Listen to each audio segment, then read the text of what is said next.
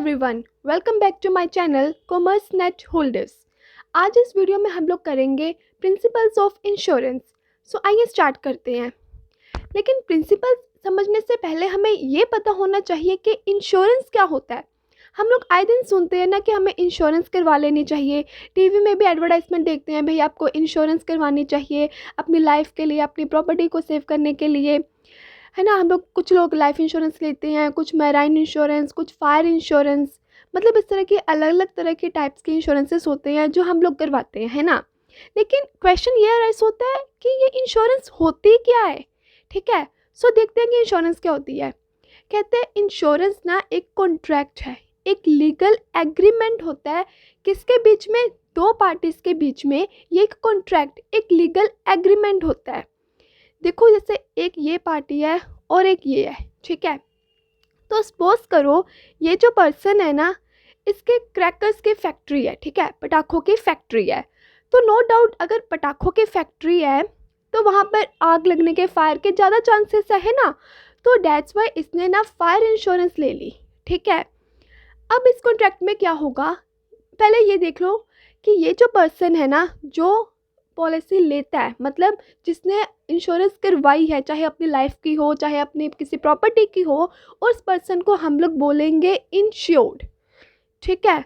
और जो insurance company होती है ना, उसे बोलते हैं इंश्योरर, ठीक है। अब बात करते हैं हम अपने एग्जाम्पल की। कहते हैं इसने ना फायर इंश्योरेंस करवाई क्योंकि इससे था कि मेरी क्रैकर्स की फैक्ट्री है, कभी भी इन फ्यूचर में आग लग सकती है, चांसेस आग लगने के, तो डेट्स वाई ये ना इंश्योरेंस करवाता है, फायर इंश्योरेंस, ठीक है। अब इस एग्रीमेंट के अकॉर्डिंगली क्या होगा, जो ये पर्सन है ना, ये इससे प्रॉमिस करेगा कि भाई मैं तुम्हें टाइम टू टाइम प्रीमियम दूंगा, ठीक है। और जो इंश्योरेंस कंपनी है ना, ये बदले में इससे प्रॉमिस करेगी कि ठीक है, जब भी इन फ्यूचर अगर कोई मिस हैपनिंग, कोई अनसर्टेनिटी होती है, मतलब कि आपकी फैक्ट्री में अगर आग लगती है, तो इंश्योरेंस कंपनी उसको प्रॉमिस करेगी कि हमारी कंपनी आपके लॉस को कंपनसेट करेगी, ठीक है। सो यही इस लीगल एग्रीमेंट का मतलब है, जिसमें एक पार्टी जो इंश्योरेंस करवाती है अपने, चाहे अपनी लाइफ की हो या अपनी किसी प्रॉपर्टी की हो, उसे हम इंश्योर्ड बोलते हैं। और जो इंश्योरेंस कंपनी होती है उसे हम इंश्योरर बोलते हैं। यहाँ पे इंश्योर्ड जो है वो इंश्योरेंस कंपनी को प्रीमियम हर मंथ पे करेगा, और जो इंश्योरेंस कंपनी है वो क्या करती है, इन फ्यूचर जब भी लॉस होता है वो उस लॉस को कंपनसेट करती है, ठीक है। कहते हैं हमने ये तो देखो अभी समझ ही लिया है कि इंश्योरेंस एक कॉन्ट्रैक्ट होता है ना, इंश्योरर और इंश्योर्ड के बीच में। ये जो कॉन्ट्रैक्ट होता है ना, कहते हैं ये कुछ प्रिंसिपल्स के ऊपर बेस्ड होता है। और यही आज का हमारे इस वीडियो का मेन टॉपिक है कि वो कौन कौन से प्रिंसिपल्स होते हैं, ठीक है, जिसके ऊपर ये इंश्योरेंस का कॉन्ट्रैक्ट बेस्ड है, ठीक है। तो ये कुछ 7 प्रिंसिपल्स है इंश्योरेंस के। Principle of utmost good faith, insurable interest, principle of indemnity, principle of contribution, principle of subrogation, principle of loss minimisation and principle of causa proxima. तो इन सभी प्रिंसिपल्स को अब हम लोग डिटेल में एक एक करके समझते हैं। सबसे पहले बात करते हैं principal of utmost good faith. देखो नॉर्मली भी अगर कोई भी रिलेशन है या कोई भी पार्टनरशिप है तो उसमें फेथ होना ज़रूरी होता है ना। अगर विश्वास ही नहीं होगा तो क्या कोई रिश्ता या कोई भी पार्टनरशिप कभी टिक सकती है? नहीं ना। ठीक उसी तरह से ये प्रिंसिपल भी यही बोलता है कि जो कॉन्ट्रैक्ट हो रहे हैं ना दो पार्टीज़ के बीच में, पॉलिसी होल्डर और इंश्योरेंस कंपनी के बीच में, कहते हैं इनका भी आपस में गुड फेथ होना चाहिए। एक दूसरे से कोई बात को छिपाना नहीं है। सारी इन्फॉर्मेशन जो नेसेसरी है इनके कॉन्ट्रैक्ट के अकॉर्डिंगली वो डिस्क्लोज करनी ज़रूरी है, ठीक है। इंश्योरेंस कंपनी का भी कहते हैं फ़र्ज़ बनता है कि वो अपने सारी पॉलिसीज़, जो भी उनकी कंडीशंस हैं, रिक्वायरमेंट्स हैं, वो अच्छे से पॉलिसी होल्डर को डिस्क्लोज करे। ठीक उसी तरह से जो पॉलिसी होल्डर, जो पर्सन कहते हैं पॉलिसी ले रहा है, उसकी भी ये रिस्पॉन्सिबिलिटी बनती है, ठीक है, कि वो भी सारी इंफॉर्मेशन इंश्योरेंस कंपनी को बताए जिस रिगार्डिंग भी वो पॉलिसी जो है वो खरीद रहा है। कोई भी नेसेसरी इंफॉर्मेशन छुपानी नहीं चाहिए। सपोज करो अगर एक पर्सन ने अपनी इंफॉर्मेशन छुपाई और बाद में इंश्योरेंस कंपनी को पता चलता है तो वो उस टाइम पे आपको लॉस जो है वो कंपनसेट नहीं करेगी, क्योंकि इंश्योरेंस कंपनी बोलेगी कि आपने पहले हमें ये बात क्यों नहीं बताई, पहले आपने ये कॉन्टैक्ट करने से पहले ये बात क्यों छुपाई हमसे, ठीक है। देखो फॉर एग्जांपल कहते हैं राज ने ना हेल्थ इंश्योरेंस पॉलिसी ली थी, कहते जो राज है ना, इसने हेल्थ इंश्योरेंस पॉलिसी ली, ठीक है। और जब इसने ये पॉलिसी ली उस टाइम पर इसने ना ये बात इंश्योरेंस कंपनी को नहीं बताई कि वो उसे ड्रंक करने की आदत है, वो ड्रिंक करता है, उसने ये बात बताई ही नहीं उसे, ठीक है।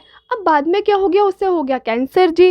लेकिन इंश्योरेंस कंपनी को ये बात पता ही नहीं थी कि उससे ड्रिंक करने की आदत है। लेकिन जब इंश्योरेंस कंपनी को ये बात पता चली कि वो ड्रिंक करता था, डेट्स वाई उसे कैंसर हुआ है, अब जो इंश्योरेंस कंपनी है ना उसे लॉस नहीं उसका कंपनसेट करेगी। क्यों?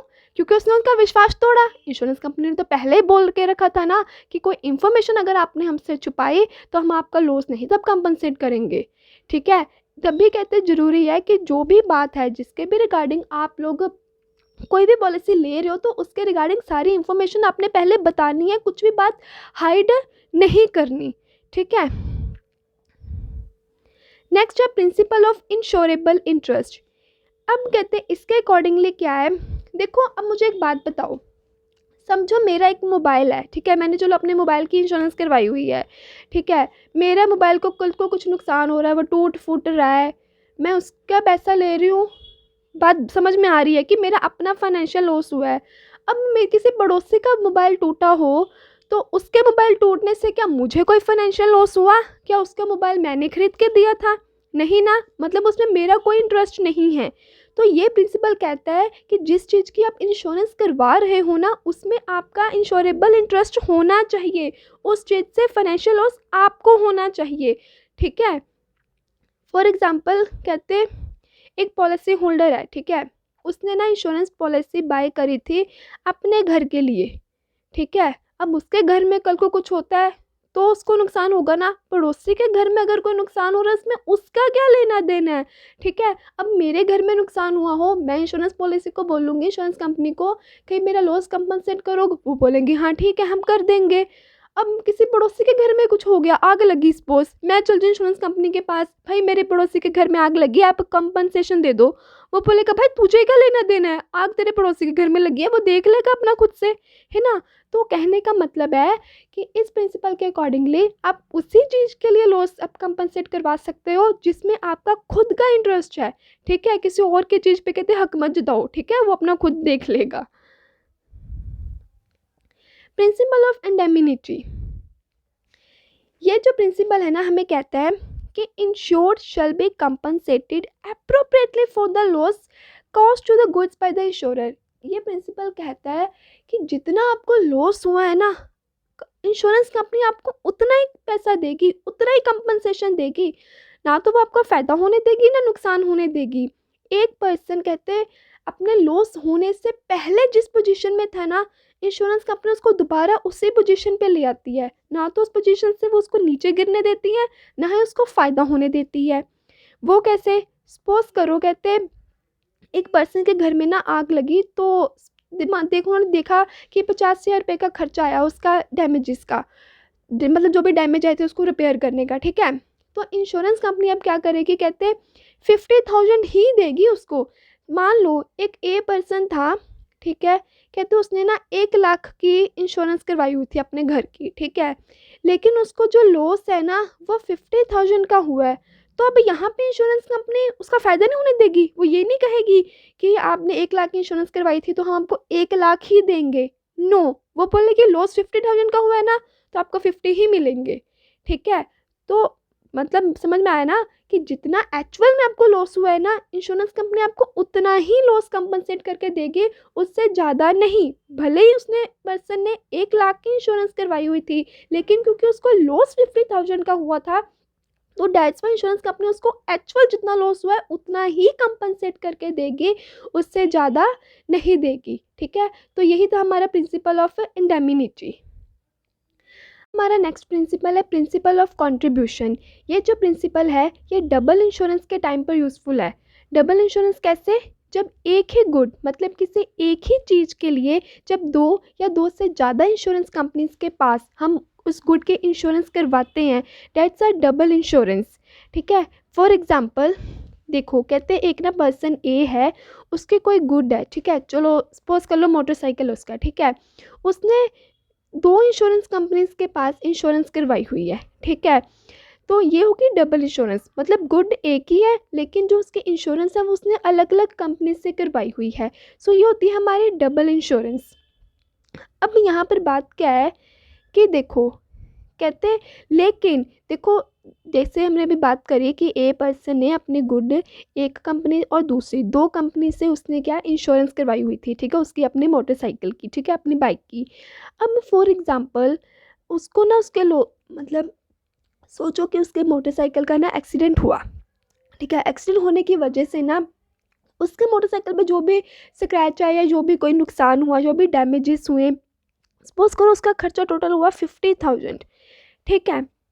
अब वो 15,000 का 50,000 ही दोनों कंपनी से नहीं वो ले सकता, ठीक है। सपोज करो एक कंपनी में उसने 1 लाख की इंश्योरेंस करवाई हुई थी, एक में उसने मान लो 40,000 की करवाई हुई थी, ठीक है, लेकिन जो नुकसान है वो उससे 50,000 का हो गया। तो डैट डजेंट मीन कि अब वो दोनों कंपनी से जाके 50,000 लेके आ जाएगा, नहीं। एक्चुअल लॉस 50,000 का है ना, तो दोनों कंपनीज जो है ना वो प्रपोर्शन में डिवाइड करके, ठीक है, रेशियो को प्रपोर्शन में उस हिसाब से ही उसको लॉस कंपनसेट करेगी। दोनों मिलके एक प्रपोर्शन में उसको 50,000 देंगी। ऐसा नहीं होगा कि वो एक कंपनी से भी 50,000 ले आया और दूसरी कंपनी से भी 50,000 ले आया। नो, सपोज करो इसके प्रपोर्शन की रेशियो ना 2:1 बन रही है, ठीक है।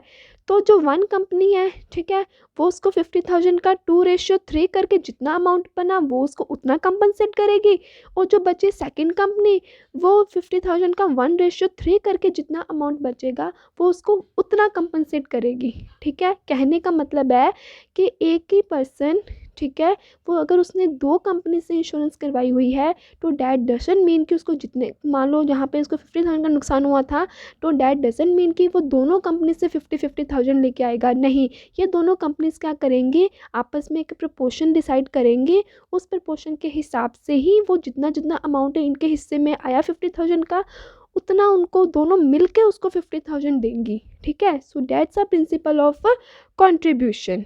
सो आई होप को आपको ये वाला प्रिंसिपल की that is principal of subrogation. इस प्रिंसिपल का मैं आपको एक एग्जांपल के साथ समझाती हूँ। देखिए कहते हैं कि ये ए पर्सन है और ये हमारी इंश्योरेंस कंपनी है, ठीक है। अब हुआ क्या, जो ए पर्सन था ना, कहते हैं इसके ना गोडाउन में आग लग गई, ठीक है। तो आग लगने की वजह से ना इसे 2 लाख रुपए का नुकसान हो गया, ठीक है। तो ये जो 2 लाख का लॉस था ना, ये इसको इंश्योरेंस कंपनी ने कंपनसेट कर दिया, ठीक है। पूरे 2 लाख इसको इसके हिस्से के मिल गए इंश्योरेंस कंपनी की तरफ से। अब कई बार हम लोग देखते हैं ना कि आग लगने के बावजूद भी थोड़े बहुत कुछ गुड्स हैं जो बच जाते हैं, है ना, जो जिनका थोड़ा बहुत ही नुकसान हुआ होता है। सपोज करो ये कुछ गुड्स हैं जो थोड़े बहुत बच गए, ठीक है। इस प्रिंसिपल के अकॉर्डिंगली ये जो थोड़ा बहुत कहते हैं सामान बच गया ना, इसकी जो ऑनरशिप है, जो इसके राइट्स है, वो किसको ट्रांसफ़र हो जाएंगे, इंश्योरेंस कंपनी को। क्यों, क्योंकि ए पर्सन को तो उसके हिस्से का पूरा लॉस कंपनसेट कर ही दिया इंश्योरेंस कंपनी ने, ठीक है।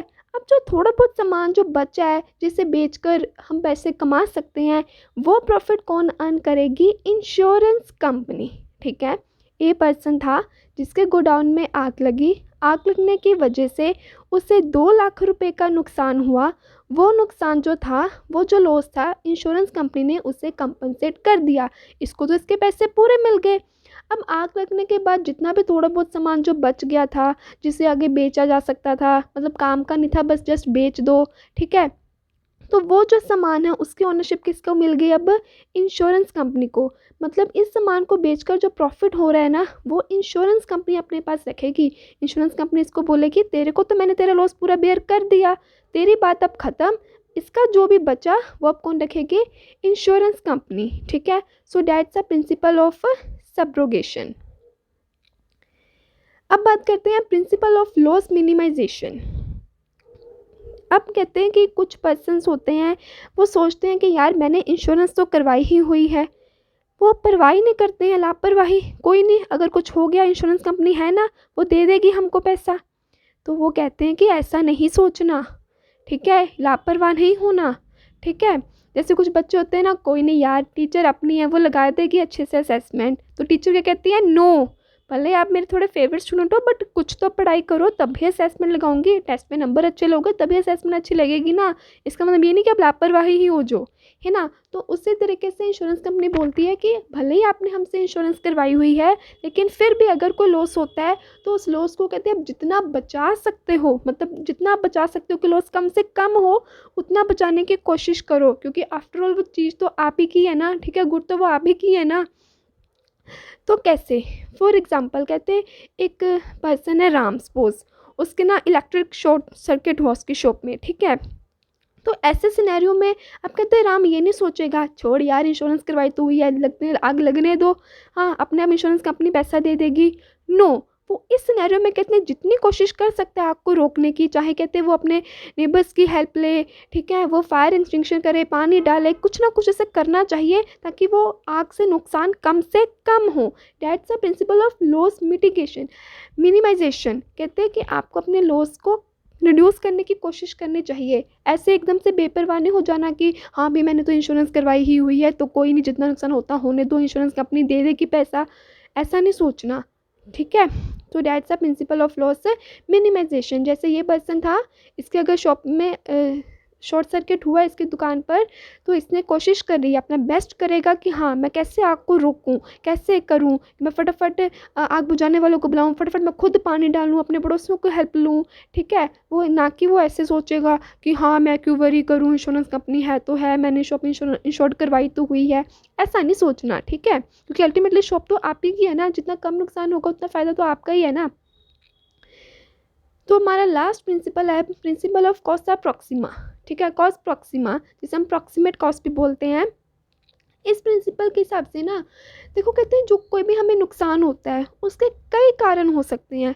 कोई भी नुकसान किसी सिर्फ एक ही वजह से थोड़ी ना हो सकता है। जैसे सपोज करो एक बच्चा मान लो एग्ज़ाम में फ़ेल हो गया, तो उसका सिर्फ यही कारण थोड़ी ना होगा कि उसने पढ़ाई नहीं करी। हो सकता है पेपर ज़्यादा टफ आ गया, हो सकता है पेपर आउट ऑफ सिलेबस आ गया, हो सकता है उसका पेपर छूट गया, वो टाइम नहीं मैनेज कर पाया। तो कितने सारे रीज़न हो सकते हैं ना। ठीक उसी तरह से कहते हैं एक नुकसान के कई सारे कारण हो सकते हैं। अब जो इंश्योरेंस कंपनी है ना, वो दो चीज़ें इसमें देखेगी। एक तो सबसे पहले जो भी कारण है ना, जो भी मेन रीज़न है, सबसे उसका करीबी वाला रीज़न देखेगी कि सबसे ज़्यादा नियरेस्ट रीज़न कौन सा है इस लॉस के हैपन होने का, ठीक है। और वो जो रीज़न है, क्या वो रीज़न हमारे डॉक्यूमेंट में, हमारी जब मैंने एग्रीमेंट करा था उसमें वो रीज़न मेंशन है या नहीं, ठीक है। फॉर एग्ज़ाम्पल एक पर्सन है, कहते हैं उसने अपने गुड्स ना शिप में भेजे, ठीक है। इंश्योरेंस पॉलिसी उसने मेराइन जो इंश्योरेंस करवाई हुई थी उसकी डील थी कि अगर मेरे गुड्स शिप में शिप में जो मतलब पानी की वजह से अगर मेरे गुड्स ख़राब हुए, क्योंकि शिप तो पानी के रास्ते से जाता है ना, तो पानी की वजह से अगर कहता है मेरे गुड्स ख़राब हुए तब आप मुझे कंपनसेशन दोगे। अब हुआ क्या, उसके जो गुड्स हैं वो डैमेज हो गए। अब इंश्योरेंस कंपनी कारण ढूंढेंगी कि पानी की वजह से हुए हैं या चूहों ने ख़राब कर दिया, किसने ख़राब करा। अब उसने रीज़न फाइंड करा कि ये तो भी रैट्स की वजह से ख़राब हुए हैं, रैट्स ने उसके सामान को कुतरा है जिसकी वजह से उसके सामान ख़राब हुआ है। और ये चीज़ तो पॉलिसी में मेंशन थी ही नहीं। पॉलिसी में तो ये उसने मेंशन करा हुआ था कि अगर पानी की वजह से ख़राब होते हैं तो ही आप मुझे कंपनसेट करोगे। तो इस केस में फिर इंश्योरेंस कंपनी नहीं देगी उससे कंपनसेशन। हाँ, अगर मेन जो नियरेस्ट जो रीज़न था वो पानी ही होता और ये चीज़ पॉलिसी में भी मेंशन होती, पॉलिसी में मतलब मेंशन है ही है कि हाँ पानी की वजह से, तब इंश्योरेंस कंपनी जो है वो इंश्योरेंस देगी। इन शॉर्ट एक लॉस के कितने सारे 1 2 3 कितने सारे रीजंस हो सकते हैं, उसमें से सबसे करीबी वाला, सबसे नियरेस्ट, सबसे प्रॉक्सिमेट जो रीज़न है इंश्योरेंस कंपनी वो सिलेक्ट करेगी, ठीक है। फिर वो देखेगी जो रीज़न मैंने सिलेक्ट करा है, क्या जो हमने जब एग्रीमेंट करा था उस टाइम पर क्या वो रीज़न वैलिड था, मतलब क्या वही कारण की वजह से ही उस बंदे ने इंश्योरेंस पॉलिसी करवाई थी, ठीक है। फॉर एग्जांपल कितने सारे कारण हो सकते थे कि उसका गुड्स इन रीजन्स की वजह से डैमेज हुआ, ठीक है। इंश्योरेंस पॉलिसी ने सेलेक्ट करा कि पानी की वजह से ये भी मेन कारण पानी बना है जिसकी वजह से इसके गुड डैमेज हो गए, ठीक है। फिर इंश्योरेंस कंपनी ने चेक करा एग्रीमेंट के अकॉर्डिंगली, क्या इसने पानी के लिए ही कि अगर मेरे गुड्स पानी से ख़राब होंगे तो आप मुझे कंपनसेशन दोगे। उसने देखा यस यही रीज़न है और यही पॉलिसी में मेंशन है, तो अब इसको कंपनसेशन दे दी जाए, ठीक है। So that's the principle of causa Proxima, ठीक है।